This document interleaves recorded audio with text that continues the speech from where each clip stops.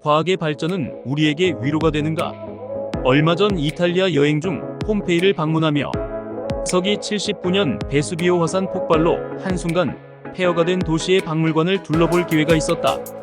재난 속에서 죽어가는 인간 군상의 마지막 순간을 섰고 모형으로 재현한 모습을 보며 마지막 순간 서로 끌어안고 절규하는 연인과 가족들, 고통스럽게 울부짖는 개의 모습을 목도했다. 만약 레이 커츠와일이 꿈꾸는 세계가 도래한 후에도 이러한 절망의 순간을 맞이하게 된다면 과연 커츠와일의 레이는 어떤 내면적 갈등을 겪게 될까? 이러한 질문을 던지며 다음의 몇 가지 주제를 통해 기술적 신정론의 낭만과 그 한계를 비평하고자 한다. 1. 유발 하라리의 호모데우스와 현대 신학자들의 신정론. 유발 하라리의 호모데우스에서는 기술을 통해 인간이 신의 영역에 도달하고 불멸을 추구할 수 있다고 주장하면서도 윤리적이고 사회적인 부작용에 대한 경고를 통해 기술 발전의 방향을 제고할 것을 촉구한다. 한편 하이데거는 기술이 현대 사회에서 피할 수 없는 현상임을 인정하면서도 기술이 세계와 인간의 관계를 근본적으로 왜곡할 수 있다고 경고하며 기술의 비인간성으로부터 벗어나기 위한 성찰의 중요성 주장해하였는데, 기술적 신정론은 인간 스스로 신의 역할을 대체하려는 시도라는 점에서 근본적 차이가 보인다. 2. 기술적 신정론의 주요 주장. 기술적 신정론의 핵심은 기술이 인간을 구원할 수 있다는 것이다. 생명 연장과 죽음 극복의 가능성을 제시하며 종교적 기대를 넘어서 세속적이고 실증적인 구원의 길을 열고자 한다. 레이 커츠와일은 이를 구체적으로 인체 냉동 보존, 유전자 복제, 정보 기술을 통한 업로드의 세 가지 방법으로 설명한다. 커츠와일은 인간이 죽음과 같은 근본적인 한계를 극복할 수 있다고 주장한다. 그는 인공지능, 유전공학, 나노기술의 발전을 통해 인간이 생물학적 한계를 넘어 불멸에 가까운 존재로 진화할 수 있을 것이라고 보았다. 그는 기술이 인간의 지적 능력을 뛰어넘어 인간과 기계의 경계를 허물고 인간을 신과 같은 존재로 변화시킬 것이며, 이러한 비전은 기술적 특이점이 도래하는 시점에서 이루어질 것으로 예상되며 이는 인간의 실존적 문제와 죽음에 대한 공포를 기술적으로 극복할 수 있을 것이라는 낙관적 기대를 반영한다. 3. 기술적 신정론과 종교적 영역의 사건의 지평선.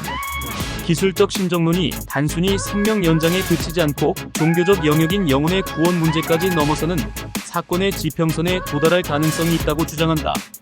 이는 기술이 단순한 도구적 역할을 넘어 인간이 종교적 질문에 대해 새로운 지평을 열어줄 수 있을 것이라는 기대를 반영한 것이다.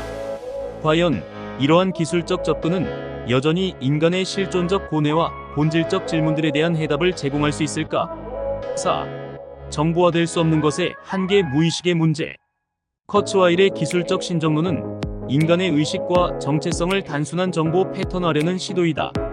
그러나 융의 심층 심리학에 의하면 인간의 정신 구조가 단순히 의식적 요소로만 이루어진 것이 아니라 개인적 무의식과 더불어 집단적 무의식이라는 심층적 차원을 포함하므로 인간의 의식과 정체성을 정보와 데이터 패턴으로 디지털화할 수 있을지 의문이다. 이는 기술적 진보가 인간의 복잡한 정신적 측면을 온전히 포착하지 못한다는 한계를 시사한다. 5. 정체성과 시간 의존성. 파핏의 견해. 데렉 파핏은 정체성이 시간에 의존적이라는 주장한다. 그렇다면 복제된 인간이나 안드로이드는 복제되기 전 나와 시간적 연속성을 갖지 않기 때문에 본래의 나와 동일한 정체성을 지닐 수 없다. 이는 커츠와일이 제안한 레이가 원래의 레이와 동일한 존재로 간주될 수 없다는 주장이다. 따라서 기술적 신정론이 제시하는 복제와 업로드는 개인의 정체성을 보존할 수 없을 것으로 비판받을 수 있다. 6. 기술적 발전에 대한 낭만적 기대와 신학적 성찰의 필요성. 그럼에도 불구하고 우리 시대의 인류의 관심들과 기술적 발전들이 신학과 사회윤리에 끼치는 영향에 대해 성찰할 의무가 있다는 손호연 교수의 주장에 적극 공감하며 우리 시대의 기술적 발전을 보는 두 가지 견해, 즉 낭만적 기대와 그에 대한 경고의 목소리 모두를 성찰하는 것이 중요하며 인간 중심적 접근에서 기술적 진보의 방향성을 고민해야 한다. 7. 기술적 신정론과 폼페이의 유적 실존적 불안을 벗어날 수 없는 역설.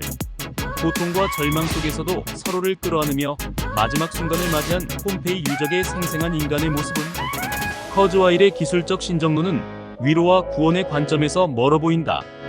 폼페이의 인간들에게 필요한 것은 기술적 불멸이 아니라 그 순간의 고통과 절망으로부터 위안과 희망의 문제이다. 기술적 신정론은 죽음을 물리적으로 피할 수 있는 가능성을 제시하지만 죽음과 고통 속에서 드러나는 인간의 감정과 관계적 깊이를 대체할 수 없다. 폼페이 유적이 보여주듯 진정한 위로는 기술이 아닌 인간적 공감과 초월적 성찰 속에서만 가능하다. 인간 존엄성의 근거와 영혼의 창조. 판넨베르크는 인간의 존엄성이 인간 내재적 특성에 있지 않고 하나님이 인간을 창조하셨다는 사실에 있다고 주장한다.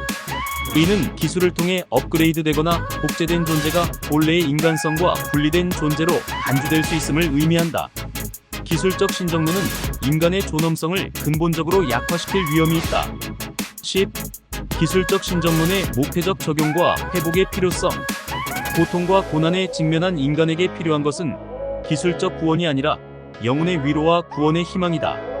기술적 신정론과 신앙적 위로는 서로 대립적인 개념처럼 보이지만 기술이 제공하는 현실적 가능성을 활용하면서도 신앙적 본질과 영혼의 회복을 우선시하는 접근이 중요하다.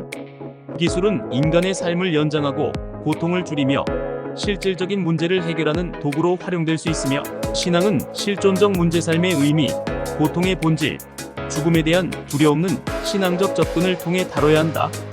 목회자는 기술에 대해 무조건적으로 거부하거나 과도하게 의존하지 않으며 신앙적 가치를 바탕으로 기술의 올바른 사용을 지도하는 안내자 역할을 해야 한다.